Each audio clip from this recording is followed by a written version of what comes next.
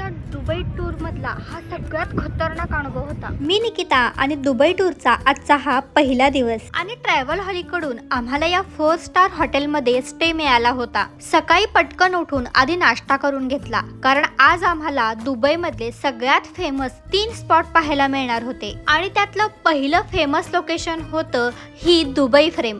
Frame बघून झाल्यानंतर travel हॉलिकच्या गाईडनं आम्हाला दुबई बद्दल बरीच माहिती हे सांगितली। आहे जगातलं सगळ्यात महाग आणि 7 स्टार हॉटेल।